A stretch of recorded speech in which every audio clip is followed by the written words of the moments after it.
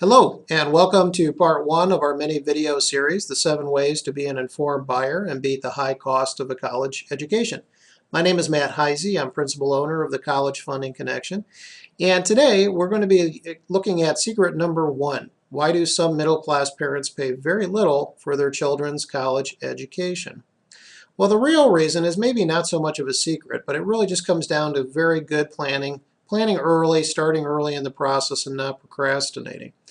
College planning we hear a lot about in the media nowadays, and we hear mostly about saving for college, which is still critically important. But college planning, a good college plan, is not just about saving for college.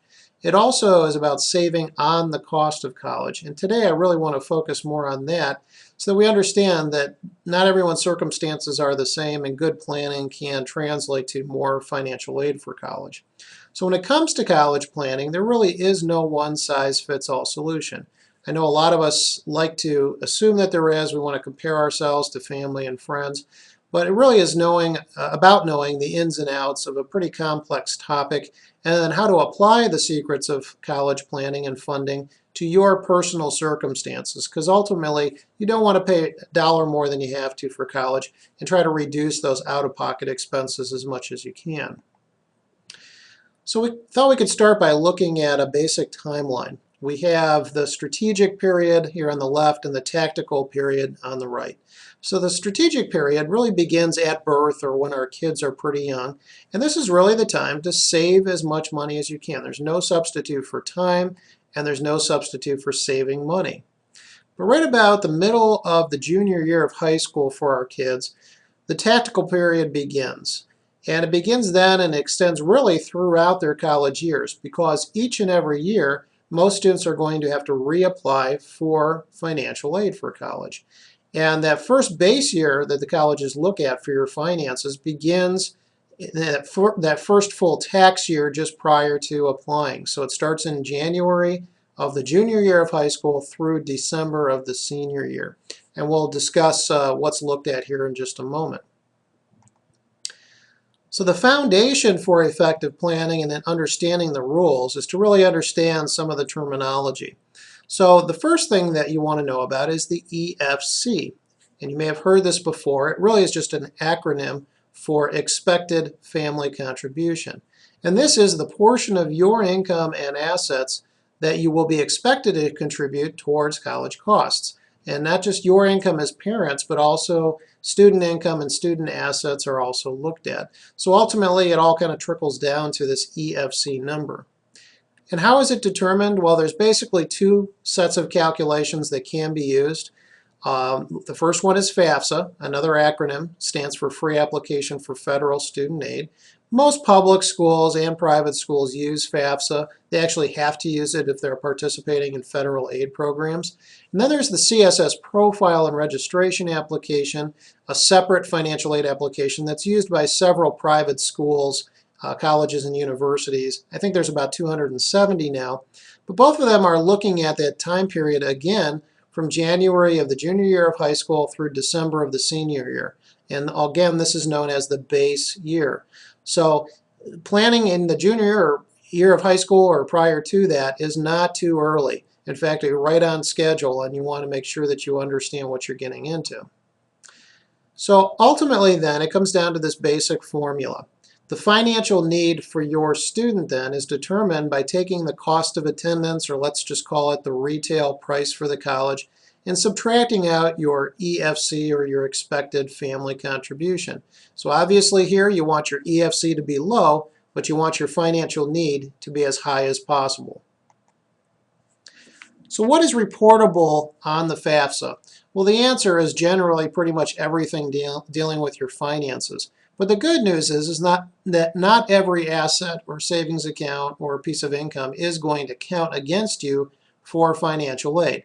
And that really is the core to proper planning, is whether you do it yourself or you work with a professional, is understanding which assets are counting and which ones are not.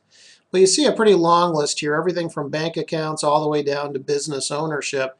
And you want to know which ones are going to count against you, which ones may not make a big difference. And then for the institutional formula, CSS Profile and Registration, It pretty much follows or mirrors the FAFSA, but may get into more detail even still. So again, if you're a business owner, if you have real estate holdings, even your primary residence is taken into consideration in the CSS profile calculation. So if you've paid your house down early, that can make a difference sometimes.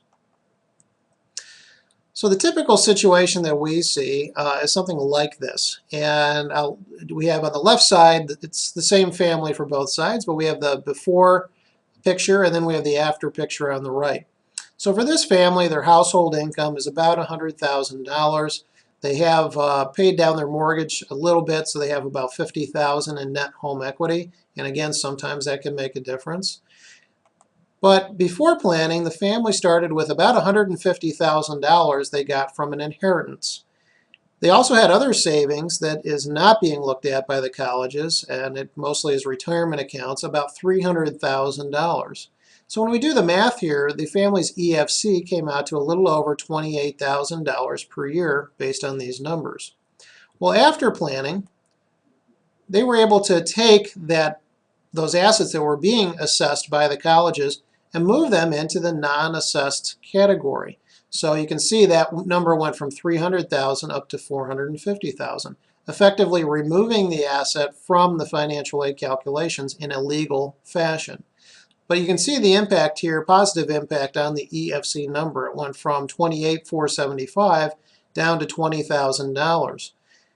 If we then look at the financial need numbers, when we follow the formula that we talked about earlier, you see the financial need on the before side is a little over $26,000.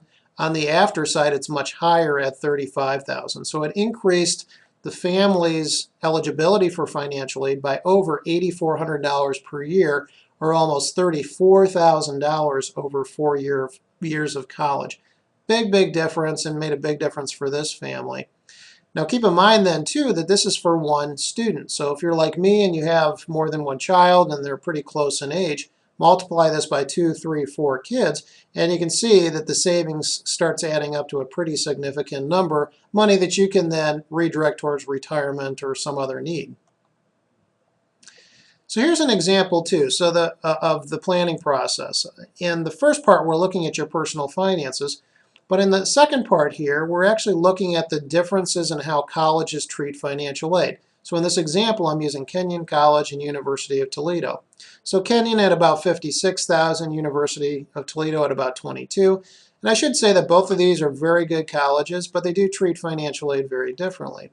And for Kenyon, you can see that they meet almost all of the family's eligibility. It's about 100%, where Toledo only covers about 65% of it. So if the school doesn't provide the financial aid, I can guarantee you they're going to take the shortfall and just add it to the family's bill that needs to be paid in that year of college. So for Kenyon, the total bill was just the EFC number, which was $7,800. But you can see for Toledo, their total bill that is typically paid by mom and dad was close to $13,000. So a big difference between the two schools. Now again, both schools are very good, but their treatment of financial aid can be very different, and you want to certainly know if your bill is going to be this much higher at one college over another. So the other lesson here too, though, is that you don't want to be afraid or scared away by the sticker price of a college, because you can see here that Kenyon is much higher than Toledo, but in the end it really didn't make a difference. In fact, it was probably cheaper for them to send their child to Kenyon than it is to send their child to University of Toledo. So one of the more common questions I get is, should I seek professional guidance? How do I know if anyone can help me? Well, you may not know initially until you actually talk to someone, but there are a few guidelines I put together that may help you. The first one is home ownership. Do you have any net equity in your house? Especially if you're planning on using some of that equity in your house to pay for college. And I would say the majority of people that have it do use at least a portion of home equity to pay for some of college. Your household income, is it between $60,000 and $200,000? Why that range? Well, if you're under 60, you're probably going to be eligible for aid at pretty much any school you apply to. Up to $200,000, most families are still eligible for financial aid at the private schools. So it's a good range to keep in mind if you're looking for some assistance. Savings in excess of $30,000.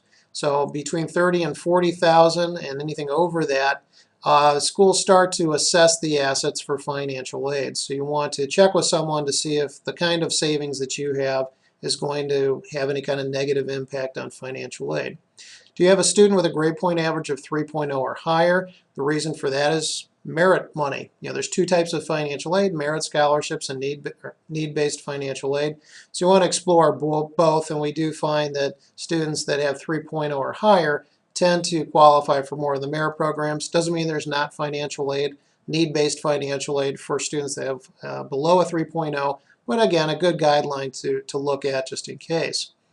So if you do find that you meet one or more of these guidelines, then I would consider professional assistance to discuss your family's options, and most reputable companies should be able to provide you with a free consultation, and then they can tell you whether or not they can assist you any further. So a couple of action items. I like to close my videos with a couple action items for families. So the first one is just quite simply evaluate your family's finances. Compare them to the guidelines we've talked about and see if you fall within the category B of families that we talk about. And category B includes those families that have income, have some savings, and not sure if it's going to have an impact on aid. So if you do find that you meet those guidelines, then I would seek out an initial consultation with an experienced college funding consultant. And please, I emphasize experienced here. Make sure that you're talking to somebody that understands the process. It may not be your traditional financial planner or consultant or your tax accountant. I would say the majority of them are not experienced or trained in this area. So make sure you find somebody that can do this. And see if there's anything that can be done to improve your family's chances for financial aid. If you are interested in talking with us, obviously this is something that our company can do. We do offer a free consultation for people that watch the webinars or our mini video series. You can reach us in a couple of ways through our website at www.collegefc.com. We have a Contact Us tab. Just click on that. You can provide us with your contact info. Put a quick note in. Let us know you're interested in setting up a consultation. And we do meet by appointment. Be happy to get that on the calendar with you. Or simply call us by phone. This is our toll-free number, 866-305-2321. And again, just let whoever answers the phone know that you are interested in scheduling a consultation with us. Let us know also that you watched one of our videos.